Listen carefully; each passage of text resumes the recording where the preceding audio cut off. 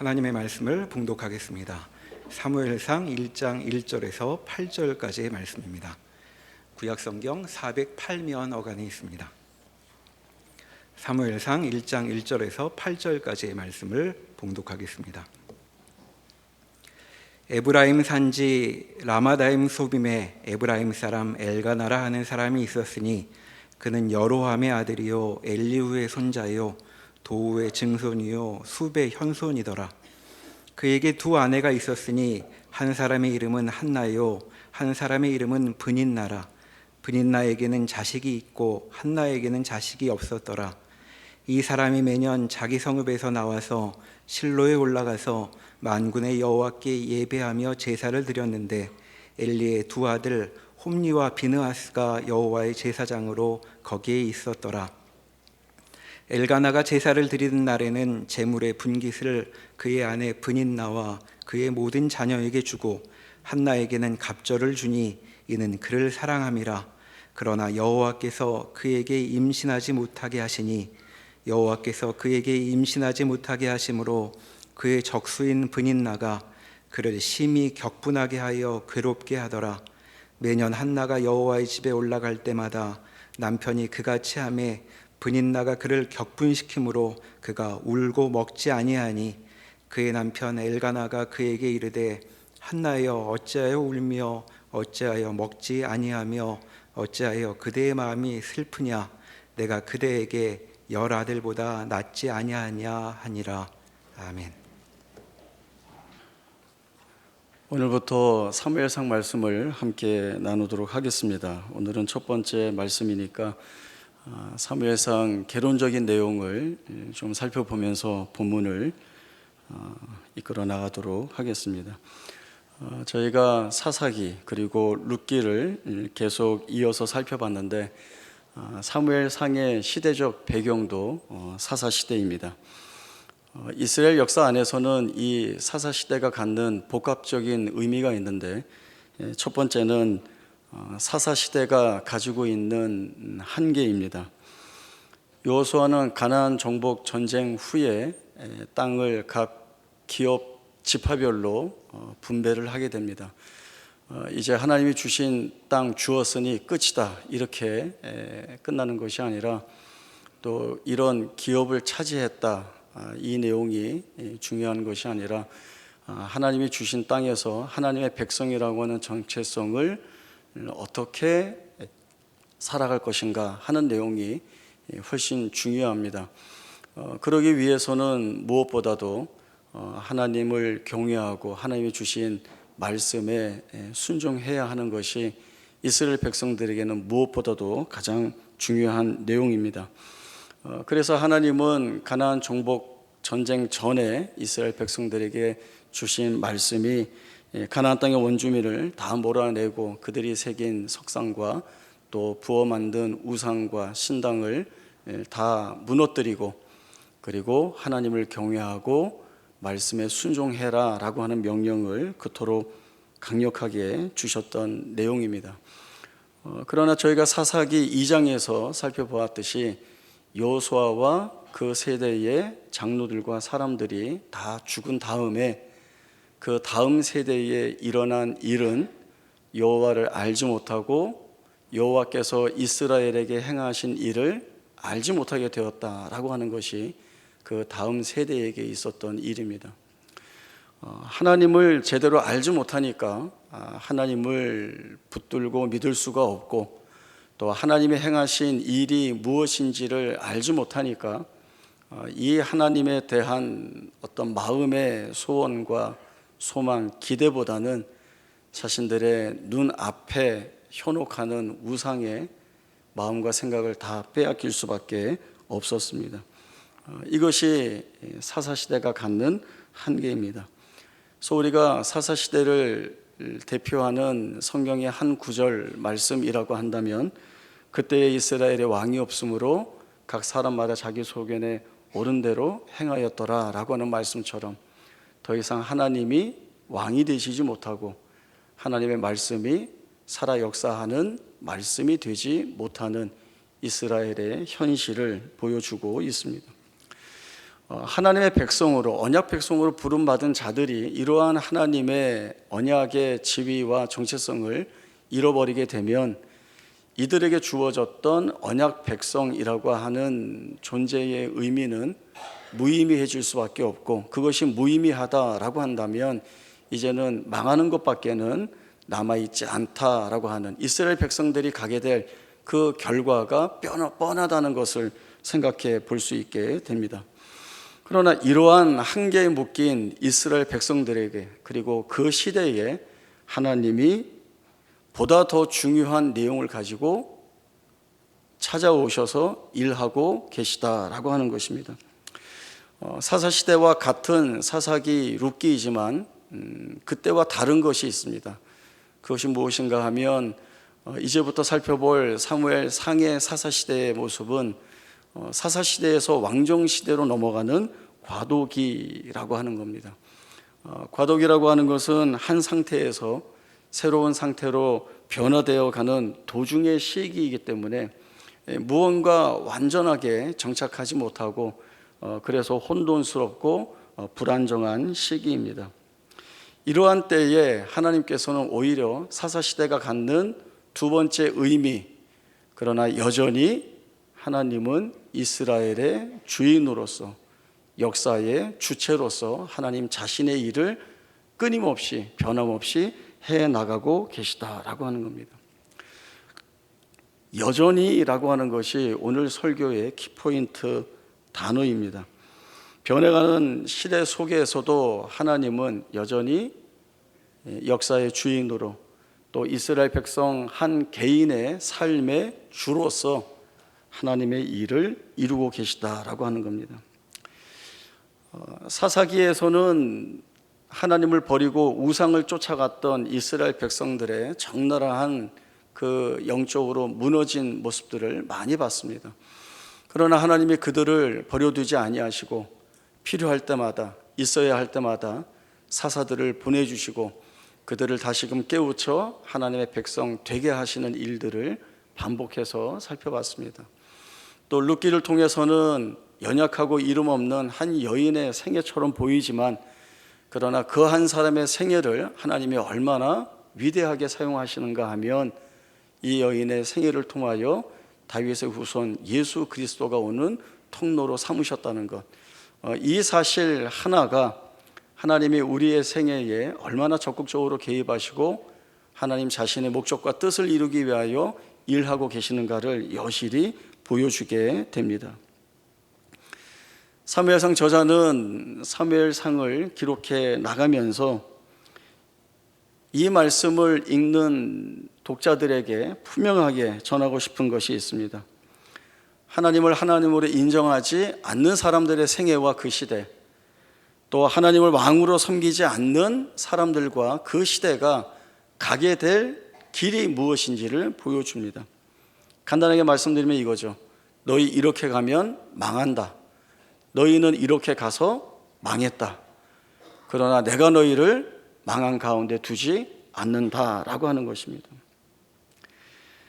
사무엘상은 사사시대의 마지막 사사라고 할 수 있는 사무엘의 이야기와 또 사무엘을 통하여 하나님의 마음에 합한 자라고 부름받은 다윗 왕조가 뿌리 내리는 데까지의 말씀을 전하고 있습니다.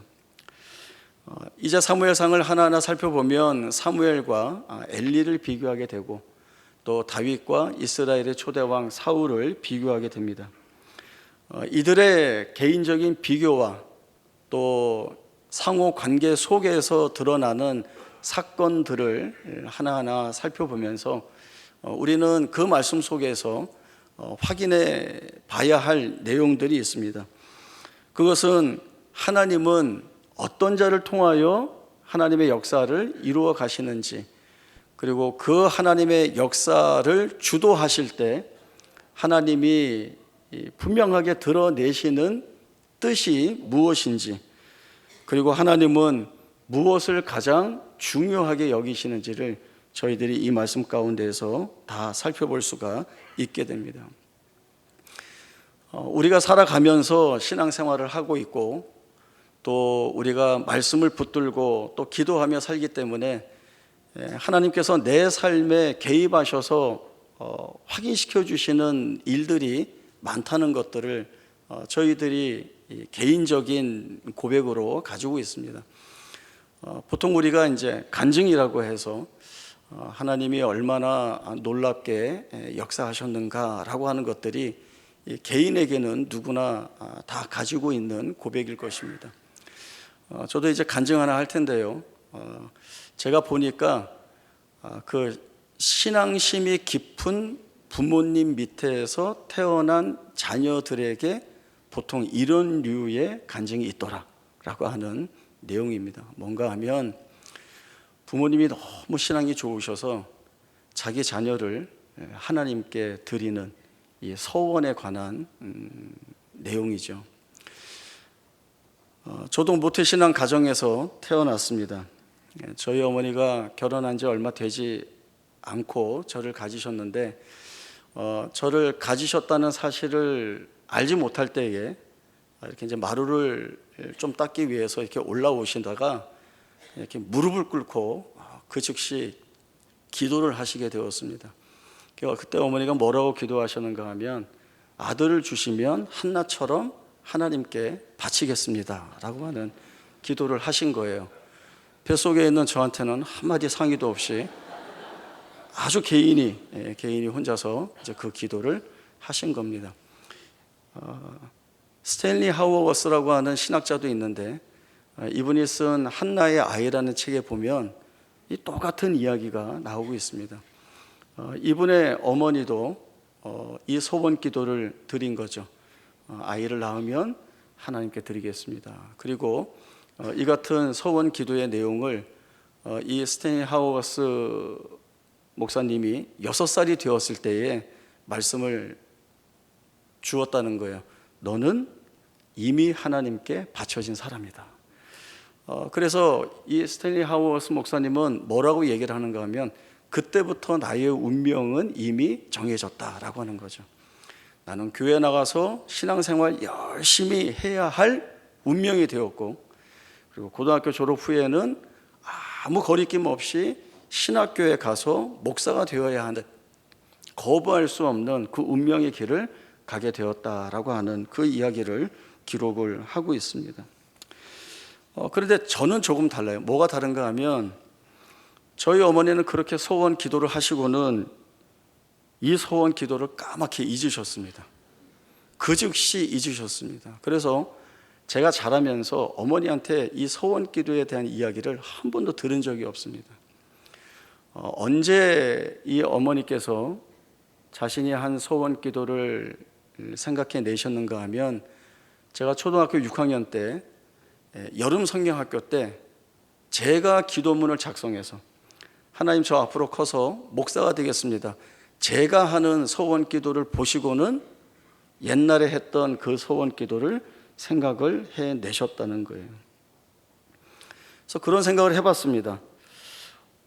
어머니는 왜 자기 소원 기도를 까맣게 잊으셨을까? 보통 그런 기도는 잊기도 쉽지 않고 또 오히려 저에게 너를 가졌을 때 하나님께 이런 기도를 드렸다. 그러니 너도 이 소원 기도를 함께 하고 딴 생각하지 마라.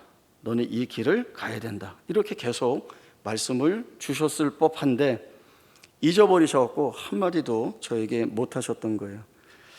그래서 제가 한번 생각을 해봤습니다. 그랬더니 이런 생각이 들었습니다. 내가 어머니의 어떤 그 소원 기도의 내용 없이 이제 내가 스스로 소원 기도를 하고 이제 이 길을 오게 되었는데, 물론 중간에는 도망가려고 이 핑계 저 핑계 대고 수도 없이 많이 반항했는데 결국 이 길을 왔습니다. 그런데 이건 있는 거예요. 내가 기도했고 결국 하나님께서 나를 이 길로 이끄셨구나라고 하는 그 마음이 있는 겁니다. 근데 만약에 스탠리 하워스 목사님의 그 어머니처럼 어린 저에게 저희 어머니께서 너 엄마가 소원 기도했어. 너는 이 길을 가야 돼. 너 이 길 가지 않으면 안 돼. 안 가면 혼나. 이런 식으로 계속 반복해서 말씀을 하셨다고 하면 저는 아마 대단히 큰 거부감을 가졌을 것 같고, 또 제 기질상 제가 정한 게 아닌데 자꾸 푸시하면 저는 오히려 이렇게 튕겨져 나가는 그런 버릇이 있기 때문에 아주 완강하게 이 길을 안 왔을 것이라는 생각들을 해보게 됩니다.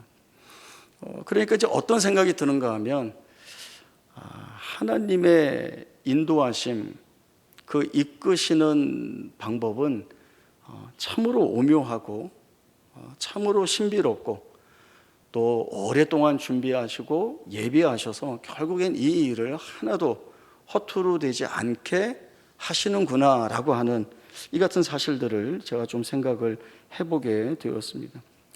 그런데 이런 생각은 이렇게 이제 목사가 되는 일에 한해서만 제가 확인하는 내용이 아니라, 하나님이 어떻게 역사하시는 하나님이신지를 내 삶에 얼마만큼 깊이 들어오셔서 하나님의 뜻대로 이루어 가시는 그 일들을 지혜롭게 풀어 가시는지를 보게 됩니다. 그러면 그 보고 깨달은 이해는 그저 어떤 한 현상만을 바라보고 이해하는 것이 아니라, 내가 이와 같은 어떤 상황과 처지에 있더라도 하나님께서는 나를 이렇게 반드시 이끌어 가시겠구나라고 하는 사실들을 붙들게 됩니다.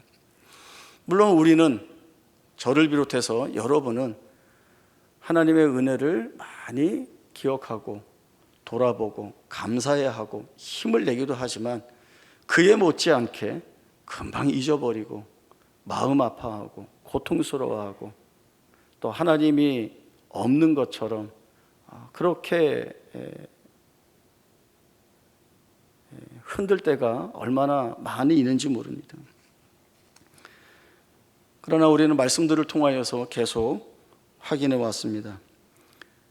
하나님이 이끌어 가시는 일이 만들어내는 그 결과, 또 그 결과가 나에게 주는 고백이 무엇인지를 우리는 충분히 알아오고 있습니다. 사사시대의 이야기를 다시 하면, 사사시대는 주전 11세기, 12세기쯤 됩니다. 이때 이스라엘의 주변 국가는 아주 급변하는 과정을 겪고 있었습니다. 동쪽에 있는 암몬은 강력한 왕권을 통하여서 국가로서의 기틀을 완성해 가고 있었고, 서쪽에 있는 블레셋은 도시국가로서 강력한 군사력을 기반으로 해서 그 지역에서 자신들의 위력을 확장시켜 나가고 있었습니다. 이러한 모든 일들이 이스라엘 백성들에게는 압박이고 부담이 될 수밖에 없습니다. 바깥 세상은 국가로서의 기틀을 마련하며 대단히 발전을 해 나가고 있는데, 이스라엘의 현실은 각 지파 간에 여러 갈등으로 인하여서 싸우고 있었고, 그리고 영적으로 도덕적으로 타락하여서 점차 무너지고 있었습니다. 이러한 이스라엘의 역사를 하나의 상황으로 대변해 주고 있는 것이 사무엘과 엘리의 모습입니다. 사무엘상 저자는 엘리 제사장이 비대하여서 성전 의자에 앉아 있는 모습을 적고 있고, 또 한나가 성전에서 아주 고통스러워하며 기도하고 있는데, 그 모습을 너는 왜 포도주에 취해서 그러고 있느냐, 이렇게 그 분간할 수 없을 정도로 무너지고 있는, 영적으로 무뎌지고 있는 모습들을 보여주고 있습니다. 이것은 엘리 제사장의 문제만이 아니라 이스라엘이 그렇게 함께 무뎌지고 그리고 무너지고 있다라고 하는 장면을 보여주는 내용이 됩니다. 그러나 앞에서 말씀드렸듯이 이렇게 그 시대가, 그리고 개인의 삶들이 무뎌지고 무너지고 있는 이 시대에 하나님은 하나님이 하실 일을 준비하고 계셨다라고 하는 거죠. 연약한 한 여인의 기도를 통하여 하나님께서 이루실 일들을 준비하고 계셨다라고 하는 것입니다. 이 부분은 뒤에서 좀 더 살펴보기로 하고, 우리가 알아야 될 것은 이것입니다. 내가 지금 어디에 서 있는가? 내가 서 있는 이 상황을 내가 어떻게 보고 있는가? 그러나 내가 보고 있는 바대로가 아니라 하나님은 이 자리를 어떤 자리로 여기고 계시는가? 아주 큰 차이가 있는데, 그러나 같은 내 삶의 자리입니다. 이 부분을 우리는 바로 볼 필요가 있습니다. 시편 42편 말씀 한번 찾아보겠습니다. 시편 42편 1절에서 11절까지의 말씀을 제가 읽겠습니다. 시편 42편 1절입니다. 하나님이여, 사심이 시냇물을 찾기에 갈급한 같이 내 영혼이 주를 찾기에 갈급하니이다. 내 영혼이 하나님 곧 살아계시는 하나님을 갈망하나니 내가 어느 때에 나아가서 하나님의 얼굴을 배울까? 사람들이 종일 내게 하는 말이 내 하나님이 어디 있느냐 하오니 내 눈물이 주야로 내 음식이 되었도다. 내가 전에 성의를 지키는 무리와 동행하여 기쁨과 감사의 소리를 내며 그들을 하나님의 집으로 인도하였더니 이제 이 일을 기억하고 내 마음이 상하는도다. 내 영혼아, 내가 어찌하여 낙심하며 어찌하여 내 속에서 불안해하는가? 너는 하나님께 소망을 두라. 그가 나타나 도우심으로 말미암아 내가 여전히 찬송하리로다. 내 하나님이여, 내 영혼이 내 속에서 낙심이 되므로 내가 요단 땅과 헤르몬과 미살산에서 주를 기억하나이다. 주의 폭포 소리에 깊은 바다가 서로 부르며 주의 모든 파도와 물결이 나를 휩쓸었나이다. 낮에는 여호와께서 그의 인자하심을 베푸시고 밤에는 그의 찬송이 내게 있어 생명의 하나님께 기도하리로다. 내 반석이신 하나님께 말하기를 어찌하여 나를 잊으셨나이까? 내가 어찌하여 원수의 압제로 말미암아 슬프게 다니나이까 하리로다. 내 뼈를 찌르는 칼같이 내 대적이 나를 비방하여 늘 내게 말하기를 내 하나님이 어디 있느냐 하도다. 내 영혼아, 내가 어찌하여 낙심하며 어찌하여 내 속에서 불안해하는가? 너는 하나님께 소망을 두라. 나는 그가 나타나 도우심으로 말미암아 내 하나님을 여전히 찬송하리로다. 아멘. 기도자는 지금 어떤 자리에 서 있습니까? 어떤 자리에 서서 자신의 삶이 어떻다고 그 괴로움을 토로하고 있습니까? 하나님이 지금 어디에 계시는지 몰라 사심이 시냇물을 찾는 것처럼 아주 갈급한 마음으로 하나님을 찾고 있다고 말하고 있습니다. 내 영혼이 살아계신 하나님을 어느 때에야 배울까 근심하며 하나님 배웠기를 갈망하고 있다고 말하고 있습니다.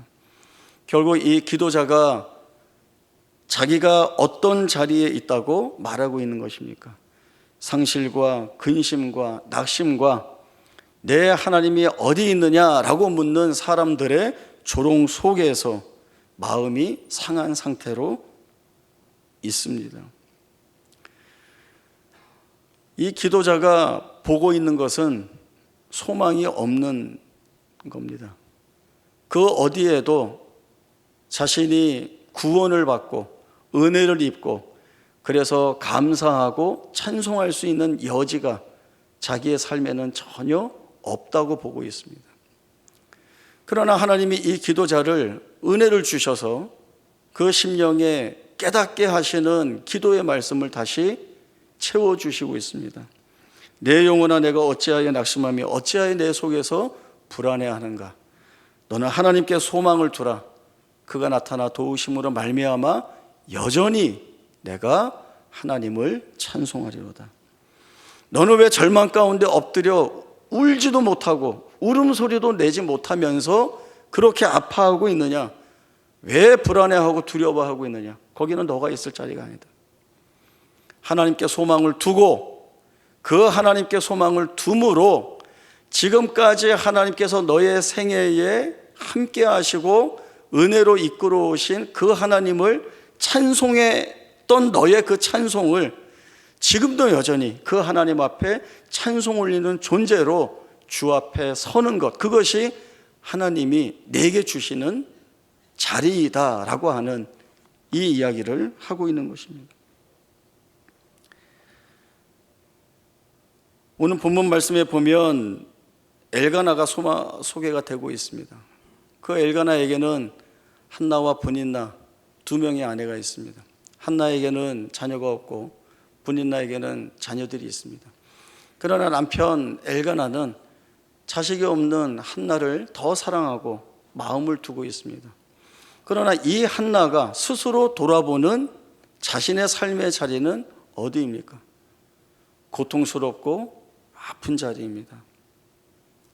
한 사람의 아내로서의 존재 의미를 찾지 못하고 있는 것처럼 느끼는 마음 아픈 그 상한 심령으로 서 있는 자리가 한나 스스로가 돌아보는 자리입니다. 그리고 그 한나의 자리에는 분인나가 격분시켜서 괴롭게 하고 그 괴로움으로 인하여 울 수밖에 없고 아파하고 음식을 먹을 수도 없는 그 처절한 자리에 쓰러져 있습니다.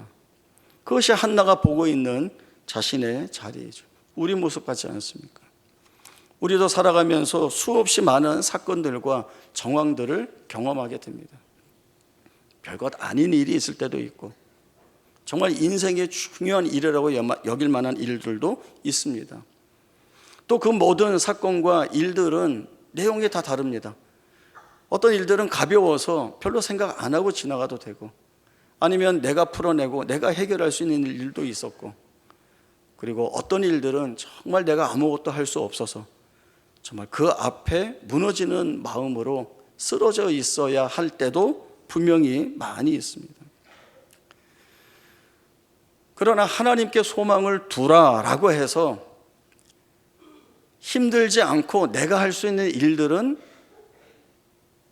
내가 책임지는 자리이고, 내가 할 수 없는 자리만 하나님이 그때만 찾아오셔서 이 일을 하심으로 인하여서 야, 하나님이 내게 해결사 같은 분이구나, 감사하네, 이러한 생애로 내 생애를 돌아보는 것이 아니라, 사실 내 생애는 내가 어떤 자리, 어떠한 경험, 어떠한 상황과 처지 가운데 있든지 간에 그 모든 자리에 하나님께 소망을 두고 하나님이 일하시는 자리로 삼고 계시다는 것을 알아야 합니다. 분인나가 격분하여서 음식도 못 먹고 울고 있는 자리가 하나님이 그 한나에게 주신 자리입니다. 한나가 아이를 갖지 못하는 것을 사무엘상 저자가 뭐라고 이야기를 하고 있습니까? 여호와께서 그에게 임신하지 못하게 하셨다라고 하는 거죠. 한나가 볼 때에는 말할 수 없는 깊은 탄식과 고통스러운 기도를 쏟아낼 수밖에 없는 자신의 삶의 처지이지만 하나님이 그 일을 하고 계시다는 거죠. 그 우리를 괴롭게 하시고 마는 건가? 우리를 고통스럽게 하심으로 인하여서 하나님을 찾을 수밖에 없는 그러한 걸로 삼고 계시는가? 우리 그렇게 생각할 수 있죠. 그러나 아니라는 겁니다. 우리가 지금까지 살아오면서 겪었던 모든 일들 가운데 하나님이 부어놓으셨던 은혜가 무엇인지를 보게 하셨고, 보게 하셔서 내 입술로, 내 영혼으로 하나님을 찬송하게 하는 그 하나님이라고 하셨다고 한다면, 이제 지금 내가 다시 살아가는 이 상실과 슬픔과 고난과 고통의 자리에서 내가 무엇을 해야 되느냐라고 하는 거죠. 하나님께 소망을 두라. 그리하면 그가 나타나 도우심으로 내가 여전히 하나님을 찬송하리라. 하나님을 변함없이 찬송하는 인생으로 만들어내고야 마시겠다라고 하는 것이 하나님이 우리의 생애에 담고 계시는 그분의 뜻이다라고 하는 겁니다. 하나님은 우리가 하나님께 소망을 둠으로 하나님을 여전히 찬송하는 자로 살아가도록 이끄십니다. 그것은 내게 어떤 동력이 있어서 내가 해서 하는 일들이 아니라 하나님이 여전히 우리와 함께 하심으로 인하여서 우리로 찬송하게 하시는 전적인 하나님의 은혜라는 것들을 저희들이 보게 됩니다. 그러기 위해서는 우리는 매 순간 어떠한 자리에서든지 하나님의 손에 붙들려 있어야 합니다. 그 하나님의 손은 너무나 견고하여서 우리가 흔들리지 않도록 붙드시는 손입니다. 우리가 불안하고 낙심하고 고통스러워하고 아파할 때에는 내가 어디에 있는지를 우리가 돌아봐야 합니다.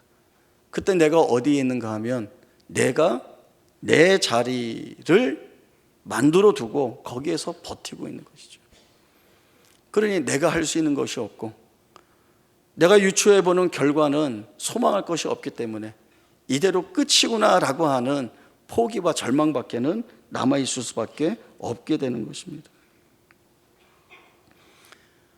하나님께 맡길 때 그 하나님의 견고히 붙들어 주시고 하나님의 견고히 붙들어 주셔야 우리는 흔들리지 않고, 그리고 하나님께 붙들림 받아야 하나님이 주시는 참 평안, 그 평안은 문제가 해결되어서 평안한 것이 아니라 어떠한 자리에 있든지 간에 우리를 평안케 만드시는 하나님의 권능이요 능력이 되는 것입니다.